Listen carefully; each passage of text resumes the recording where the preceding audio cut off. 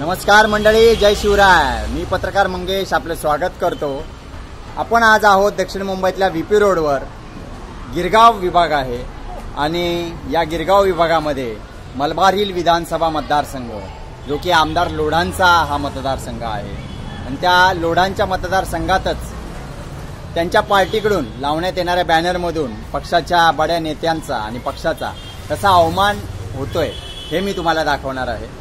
Poster boy पुढाऱ्यांना खूप हौस असते चमकायची, चमकोगिरी करण्याची, परंतु त्या चमकोगिरी करताना आपण पंतप्रधान पदाचा कसा अवमान करतोय त्याचं त्यांना भानही राहत नाही। पेशाने बिल्डर असलेले मंगलप्रभात लोढा त्यांच्या मतदारसंघामध्ये हे उलटं लटकलेलं पोस्टर मी तुम्हाला दाखवतोय। या उलटं लटकलेल्या पोस्टरमध्ये दस्तूरखुद्द नरेंद्र मोदी साहेब आहेत, फडणवीस साहेब आहेत, मुंबईचे अध्यक्ष आहेत अमित साटम, त्यानंतर अमित शहा गृहमंत्री आहेत, आशिष शेलार आहेत मंत्री, त्यांचे प्रदेशाध्यक्ष आहेत आणि हा पोस्टर आहे मन की बातचा।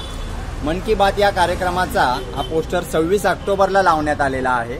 या पोस्टरवरती जुन्या खेतवाडी मतदारसंघातले दक्षिण मुंबईतले भाजपचे माजी आमदार अतुल शहा देखील आपण बघू शकतो।